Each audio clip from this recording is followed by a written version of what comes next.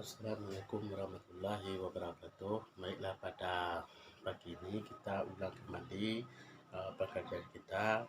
Kemarin kita telah membahas tentang puasa, sekarang kita membahas tentang orang yang berhak menerima zakat. Sebagaimana yang dijelaskan dalam kitab ini, yaitu orang yang tidak berhak menerima zakat, satu, orang kaya dengan harta atau kaya dengan usaha dan penghasilan.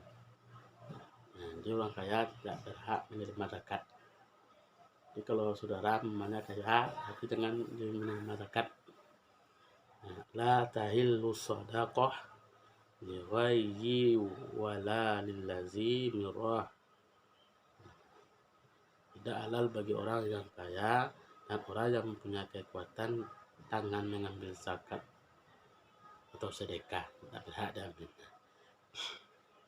Ada beberapa pendapat ulama dalam menafsirkan makna orang memiliki harta sampai satu nisab.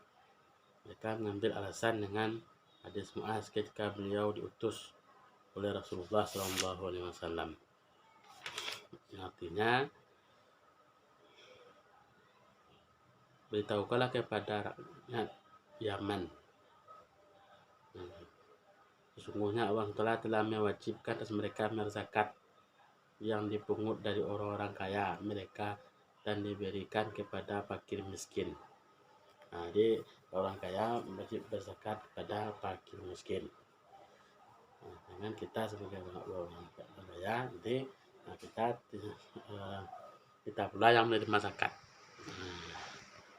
Ini merupakan hal yang tidak diinginkan dalam Islam. Kemudian jelaskan, man sa'ala wa indahu ma yughnihi fa inna ma yastaghfiru minan nar. Barang siapa yang meminta-minta sedangkan ia punya kekayaan, maka seolah-olah ia memperbesar siksaan neraka atas dirinya. Dia mampu tapi dia meminta-minta.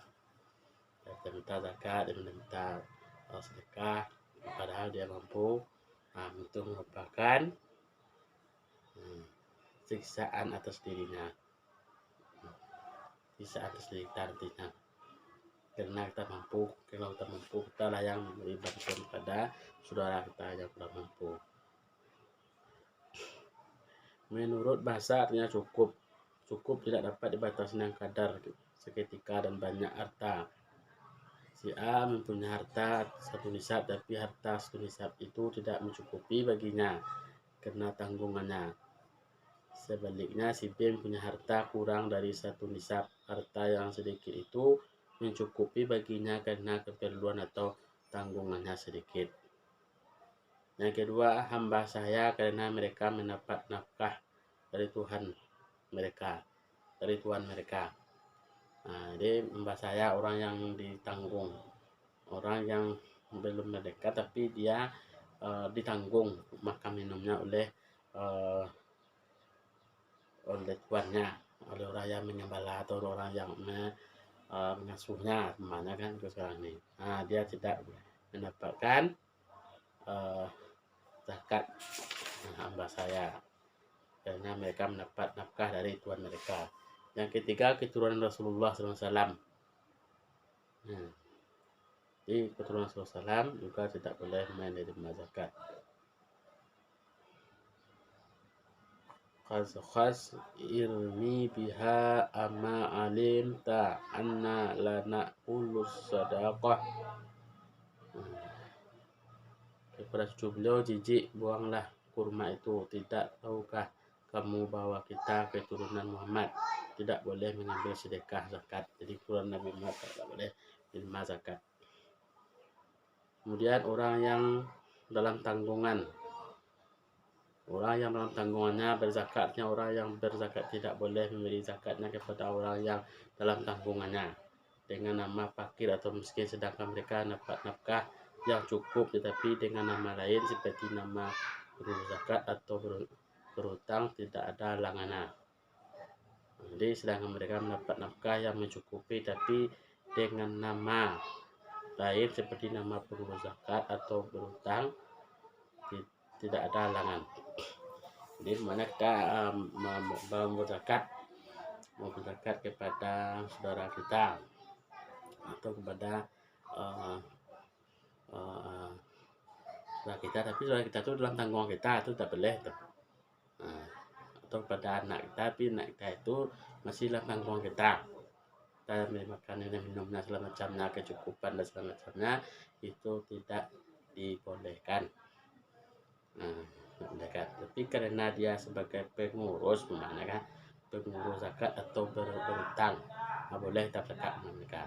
Mana dia pengurus zakat di musala, minta zakat ke musala, itu dia lah yang menerima zakat itu. Itu dibolehkan. Tapi kita tanpa ada sebabnya, kita kepada anak kita saja kita berzakat, sementara dia bukanlah masih dalam tanggungan kita, tidak dibolehkan. Yang kelima, orang tidak beragama Islam karena pesan Rasulullah SAW kepada Muaz waktu dia diutus di negeri Yaman. Beliau berkata kepada Muaz, beritahukanlah kepada mereka umat Islam diwajibkan atas mereka zakat. Itu diambil dari orang kaya dan berikan kepada orang fakir di antara mereka umat Islam. Jadi orang tidak beragama Islam tidak boleh menerima zakat. Jadi pada poin 4 ini saya perlu ditegaskan, ya, orang dalam tanggungan yang berzakat, artinya orang yang berzakat tidak boleh menerima zakat apabila dia dalam tanggungannya. Mana kita berzakat kepada orang tua kita, mana kan, tapi dia masih dalam tanggungannya, masih dalam tanggungannya, masih diberi makan minum oleh anaknya, itu juga tidak dibolehkan. Pokoknya orang yang terberi makan tidak boleh kita berzakat kepadanya. Itu dalam penjelasan kitab ini. Jadi apabila saudara kita tapi tidak kita masih tanggung makanannya, itu boleh kita boleh kita memberikan zakat padanya. Dia tanggungan kita, tapi dia saudara kita ataupun pemilik kita, tapi bukan kita yang menanggungnya. Makan minumnya boleh kita berzakat kepadanya. Itu dijelaskan dalam kitab fikih ini. Ini dah ketentuan di sini. Jadi itu saya jelaskan. Kemudian ada yang membuat zakat kita kepada saudaranya, tapi kita kan itu kan saudaranya, kita zakat padanya. Jadi itu dibolehkan selagi dia tidak dalam tanggungannya.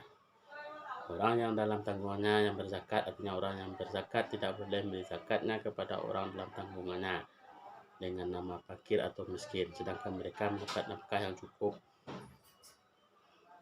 Ini tidak boleh. Orang yang dalam tanggungan kita, kemudian kita zakatkan padanya, itu tidak dibolehkan. Biar dia saudara kita, tapi bukan dalam tanggungan biaya makan, biaya minum segala macamnya, bukan tanggungan kita, boleh kita zakat padanya. Dan utamakan rukab padanya, rukab utamakan saudara kita dekat untuk memberikan zakat ini. Itu saya ingatkan. Terima kasih. Akhir kalam. Assalamualaikum warahmatullahi wabarakatuh.